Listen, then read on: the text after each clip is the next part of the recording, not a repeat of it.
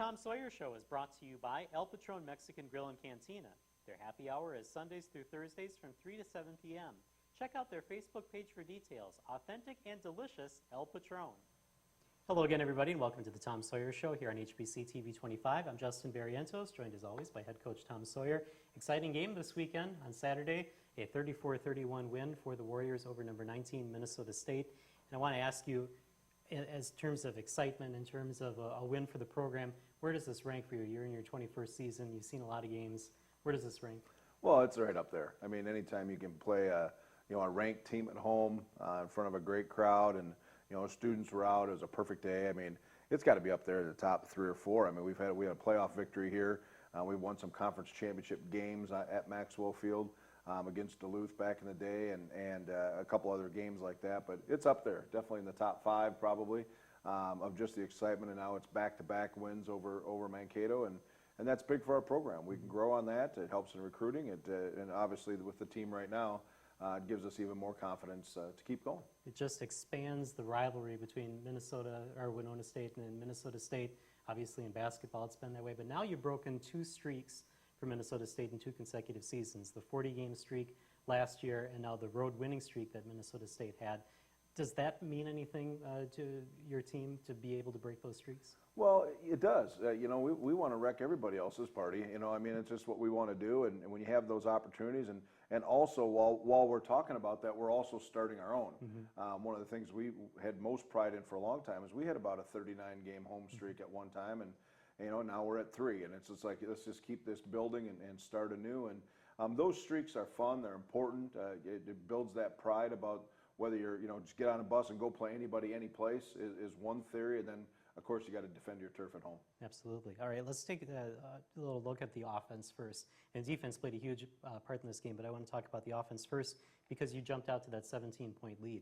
When you're up by that, what are you starting to think on the sidelines? Are you starting to think this is our day?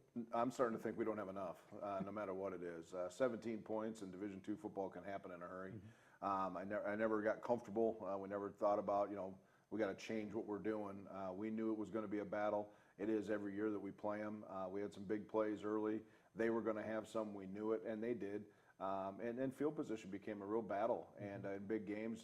And I thought we handled that very well. A couple downed inside the 5, and our kick return game was pretty good. So all of that together added up to a win. Again, another big game for Jack Nelson, 357 yards through the air, a couple touchdowns, extends his games with a touchdown streak, and he goes over 10,000 career all-purpose yards when you factor in the running in that. Talk about his performance this weekend. Well, I think the best part of it is what you've seen in his whole career. He did it with like 4 different guys, mm-hmm. Four touchdowns. I think it was 4 different people. So, you think about that, we're spreading the football around. It makes it tough to defend. Paul Preston had another big day on a screen pass as well, so that was a big chunk of yards there as well. But, we knew the running was going to be tough. They had a really good front 7. They're big and strong, and we just, we lost a bunch of yards on the bad punt because that goes to your rushing yards. That was 30 yards of it. But nonetheless, we knew if we could rush the ball close to 100, we knew we could throw the ball against them, but we had to have some balance, and we did enough to get the job done. Yeah, if you look at the stats, it's kind of misleading because I think you ended the game with 20 yards rushing. But yeah, Jack Nelson was sacked a couple of times for some minus yards, and then you talked about the punt. What was the thought on the team, considering that the pass was the main thing, and you really didn't have the running game going overall? I don't think the players care what we do. Mm-hmm. I think that they know that. As a coaching staff, we're going to try to find holes in them, whether it's through the air or on the ground, through our delay game, reverse tricks. I mean, we're going to throw it all out there, and if it's sticking, it's working. Everybody's happy, no matter what it is, and that's just the dedication our kids have. Don't really care who the ball goes to, as long as the person who handles it really does the best they possibly can with it, and everybody's good. Trick plays. That leads us into the double handoff, flea flicker that goes for the big gain. Talk about that play.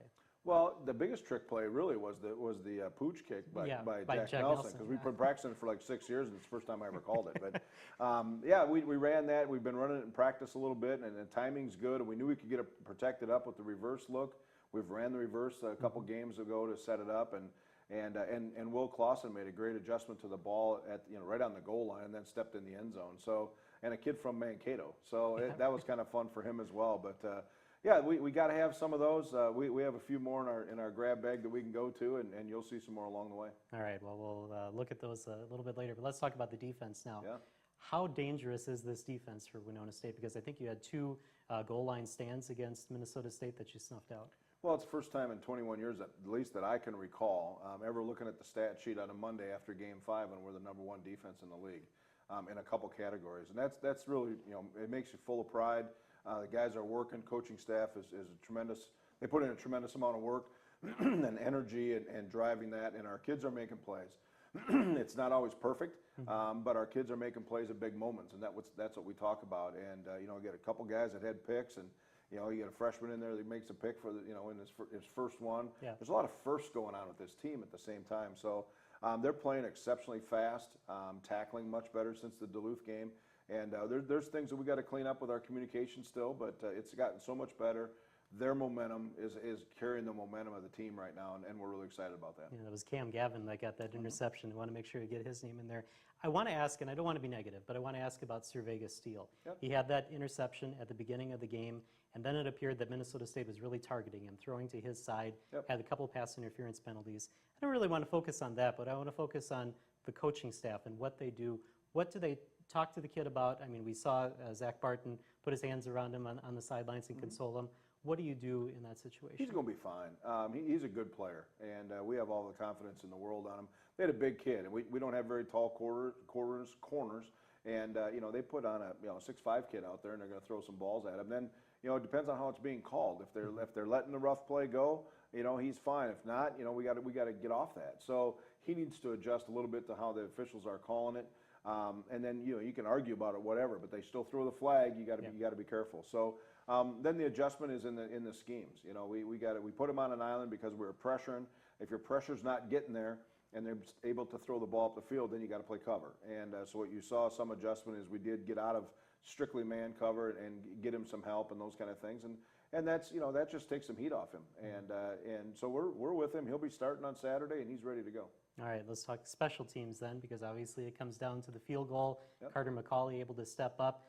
How much did Carter McCauley need that in order to get that game winner, considering what he's gone through this season? Well, I don't know if he really needed that. I think it was more just, he finally felt good enough to go play. I mean, Carter's not a big emotional guy up and down. He's pretty solid.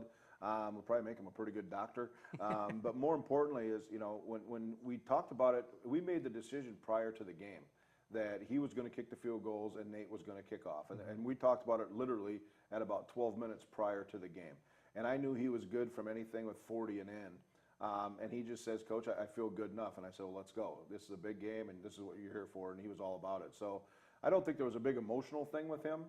He expects to make them. We all expect him to make it. And he went and made it. And it was exciting, but it's not that big emotional deal, kind of for him, because he's a pretty cool cat. All right, one last question. We saw on social media the shot on the sidelines as the field goal goes through the goalpost.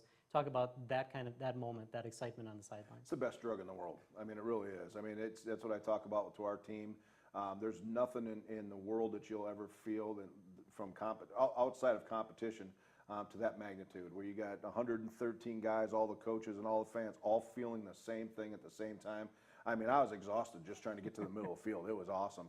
But that's what you do it for. That's what you work so hard for, is to make that kind of a play or that kind of a game in the big moment against big teams. That's what kids work so hard for, January, February, March, all the way through, to get to that day and that moment. And to share that, and it doesn't last long. It lasts 24 hours and you're back to work, but that is what we call the best drug in the world. All right, let's take a break here on the Tom Sawyer Show, and when we come back, we'll get the player perspective. Nick Margia will talk about offense coming up right after. The future of broadband is here with HBC GigaWorld. Discover next-generation internet, allowing you to stream multiple HD movies simultaneously, download your favorite music, backup files to the cloud, and more, all in less than 60 seconds. Watch TV on your schedule with whole home DVR, video on demand, and HBC TV to go. Reach out to friends and family near and far with crystal clear local and unlimited long-distance calling. HBC GigaWorld, with more bandwidth and reliability than any other provider. Imagine the possibilities. Visit hbci.com today. It's a new day, and there are things you need to know. Football things. Know where he's at, because he will knock your block off. Fantasy football things. He has top 10 upside. There, I said it. Non-football things. I plugged Harry Potter. I've talked about Game of Thrones. Bring it back to sports. And things on your mind. Tweet them to us at GMFB. Good Morning Football. Monday through Friday at 7. Only on NFL Network. Football night on HBC is back. When it comes to high school football, no one has you covered like HBC. Join HBC 25 Sports this fall as we travel to local high school football stadiums to bring you our game of the week. And now it's brought to you in crystal clear HD. To see the full schedule of games, log on to hbci.com/sports. Catch all your local high school football action right here on HBC. Brought to you by Lewiston Auto. HBC Sports, your home for high school football. Turn your friends into GigaFriends with HBC and earn up to $50 on each qualifying referral. Up to $50? That's right. More input, please. When HBC customers refer their friends to sign up for HBC services, they can earn up to $50. If they get 2 friends to sign up for services... that would be $100? That's right. Pretty quick with the math there. Affirmative. We are robots. Math is kind of our thing. Never would have guessed. Grab some GigaFriends and start saving today. The Tom Sawyer Show is brought to you by El Patron Mexican Grill and Cantina. Their happy hour is Sundays through Thursdays from 3 to 7 p.m. Check out their Facebook page for details. Authentic and delicious El Patron. And welcome back to the Tom Sawyer Show here on HBC TV 25. And Coach, you brought in one of your tight ends today. Yeah, Nick Margia is here with us today. Nick, thanks for being here. Appreciate it very much. All right, Justin just asked me about the big moment from the player's perspective. A guy who had a touchdown in the game, a couple big catches besides. What'd that feel like to you? It was very surreal. It took till about today to actually sink in that it happened. Now it's a new game week, but it was awesome. One of the best games I've ever been a part of in my whole career, but definitely in college, my favorite game that I've been a part of. Going back to last year's when they were #1 in the nation. This year we're at home. Justin mentioned the 2 records, streaks that we broke. How do you think that all took place from the preparation time until actually accomplishing our final goal? It all just starts in the film room. That's where we start, and as long as we're able to transition it onto the field and execute our 1/11th is what we always preach and stuff like that. So everyone doing their job and getting stuff done, it'll all take care of itself after that. Okay. So Coach said you have probably about 24 hours before you have to get back on the field and get back to the next week, but it's human nature to still be excited about this. How long does the high like this last?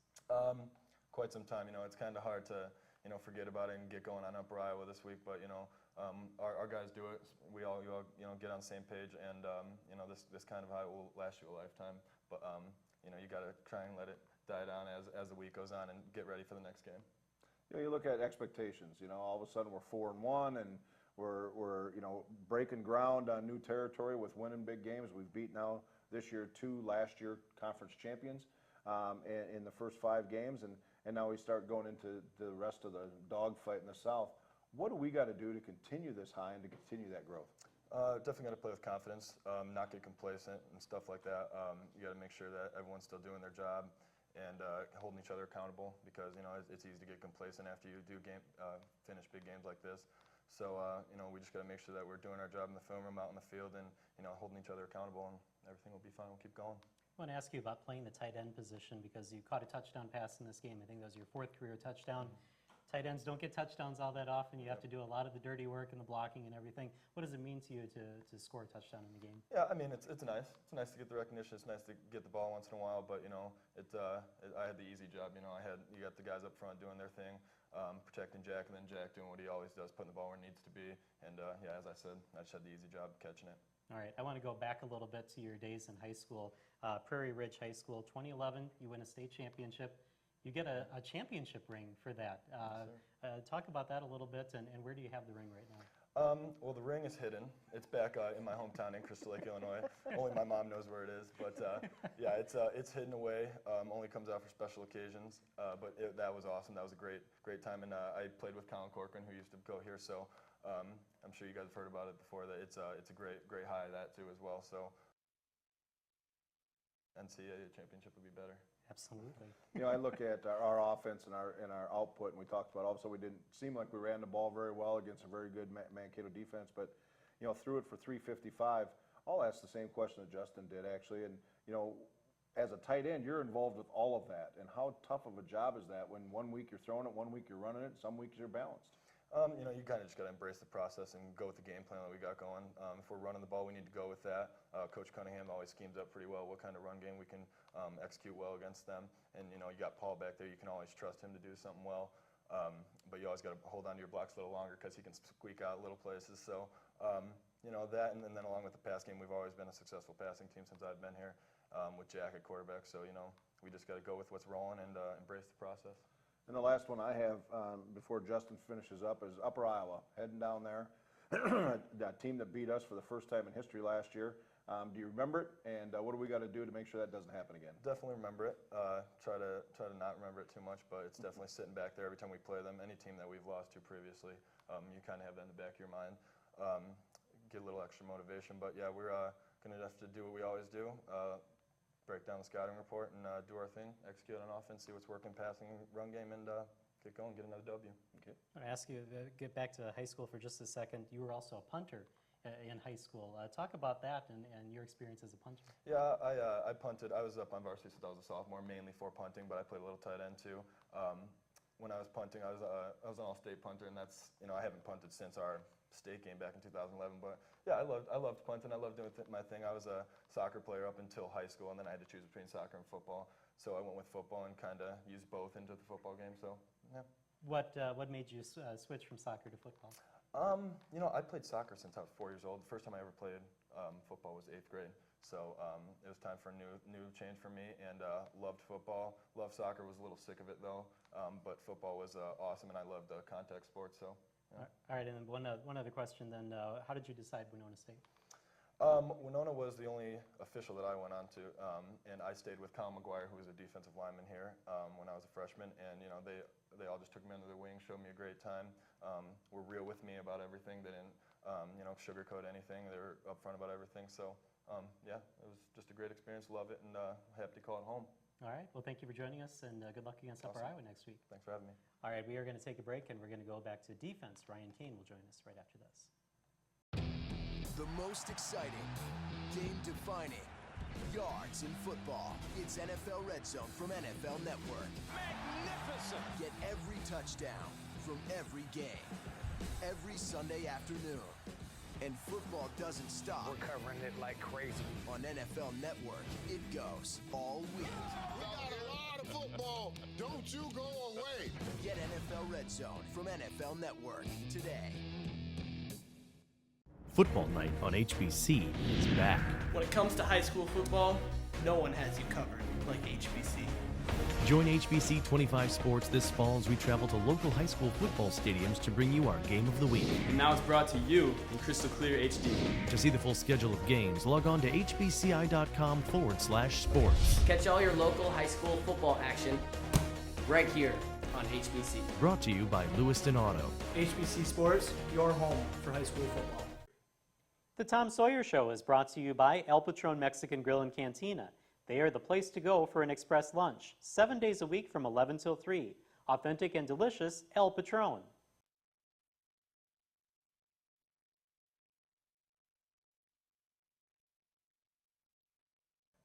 And welcome back to the Tom Sawyer Show here on HBC TV 25. Time now to talk about defense and brought in some of your secondary. Yeah, Ryan Kane's here with us. Thanks, Ryan, for joining us. Appreciate it. Thank you, sir. And, you know, going back right away, let's jump back into Saturday afternoon. Mankato's in town, and we run on the field. The game's over. The field goal's made. What's going through the head of Ryan Kane? At that moment, we did it. It's done. Honestly, I was real excited jumping with Coach Barton afterwards, you know, just accomplishing that defeat and knowing we on to the next one, you know, 4-1, big one. I remember right after the game, got kind of back to the middle of the field, and you and I embraced for a second there too. And we've been through so much over the last couple of years, getting healthy and all that kind of stuff, and still dealing with it all. But you know, just that sense of accomplishment, and you know, when you finally just take a breath, what goes through your mind about all the work that you've done to get back to that moment? That it's all worth it. That moment, you know, that's what you work for, is those big moments, those big games, you know, working toward a conference championship, playoffs, national championship, you know, pedestal never lowers. So that moment's always a great feeling. You know, the other thing defensively is you talked about in between shots here, we talked about Cam Gavin, we talked about Servegas, and obviously your experience back there along with Andrew Spencer now. All of a sudden, we got a veteran group back there. What's the difference back there besides just being older? With coming with the older factor is the trust. You know, being able to trust in one another, knowing, you know, if a big play happens here or there, you know, going back to the pass interference, you know, you can just kind of neglect it. You move forward. You know, you got trust in that guy. I got trust in Anthony, Andrew, Vegas. No issue, you know, on to the next one. You know, the last one I have just about the secondary is you and Andrew back there really starting to make a pretty nice tandem back there. You've led in tackles, he's led in tackles, those kind of things happening. What is the chemistry between you guys, and how has that really played a role in that? We kind of have a general understanding of what we both want and what we both want to accomplish, and deep down we both have that trust in one another where we can, you know, you go, I'll go. And, you know, it's kind of never an argument or a debate. You know, we roll with it. It seems to work pretty well. Yes, it does. We talked about the fourth downs earlier in the game, and Minnesota State had come into the game 7 of 9 converting fourth downs. You held them twice. Talk about what happens when you approach that fourth down. It's a big moment. You know, it's kind of those moments. You know, it's a heart factor. You know, who's got more heart? You know, it's coming down to either inches or a yard. You know, and game is about inches, and you know, you just got to knuckle up and hold down. And sure enough, we did, and you know, put faith in the defensive call, and it was executed well. One of the other questions I have is what Coach Sawyer talked about. He said, now you look and you're the #1 defense in the NSIC. What's the confidence factor for this defense? It comes back to honestly that same goal, you know, the trust and having the same goal of wanting to accomplish something bigger than yourself. So when everybody's on the same page and you do your job, do your 111th, communicate, it all comes together. And as you can see right now, it's all coming together. You know, 5 games in, we got to continue to keep rolling with it and keep producing. All right, now, go ahead, Coach. I was just going to say, you know, talking about that is, you know, just the styles, too, have changed so much. We went option football to another quarterback as the main runner, and now this week we got a guy that's going to throw it maybe 70 times. What part of your preparation, how does the preparation change, I should say? You just, you know, you look for those tendencies within quarterbacks. You know, with Mankato, he was more of a runner looking to get out of the pocket. Go to Upper Iowa, he wants to sling it, he wants to get out and let the ball go. You just got to have that concept, you know, in your head when watching film and see what their tendencies are. You know, be prepared for those more than the other ones. I want to ask you about you. Out of high school, you commit to North Dakota. You're there for a little while, and then you come to Winona State. What was the reason for switching from North Dakota to come here to Winona State? I'm a big family person, big-time mama's boy, so being 9 hours away from home from my mother was pretty difficult, and then also it was quite cold. You know, it gets cold in Minnesota, but it doesn't compare to North Dakota cold. All right, and then one other question that I have that is just kind of a silly question. We noticed from the press box this week, your shoes. You have these bright yellow shoes, and I know our color commentator was getting distracted every once in a while because he thought there was a flag on in the field with the shoes. My brother happened to say something about that as well. So what was the choice of shoes? Actually, it goes back to my mother. I had black and purple ones, and then she liked the color scheme, and you know, so I got those, and they stand out. They're brighter, and you know, you can see them a lot better. She can find me better on the field that way. They know where you are. That's exactly, sir. Well, when I see and think it's flags, I have like these mini coronary attacks every time he's running across in front of me. Last question I have for you, Ryan, is you know, now that you're getting ready, you're kind of on the exit plan now, starting to get ready to graduate. What's your major going to be, and what's your plan for the next step? Major in criminal justice, and I plan to attend law school afterwards, become a criminal lawyer. Follow suit. My brother's a sheriff deputy, so kind of go with the family trait.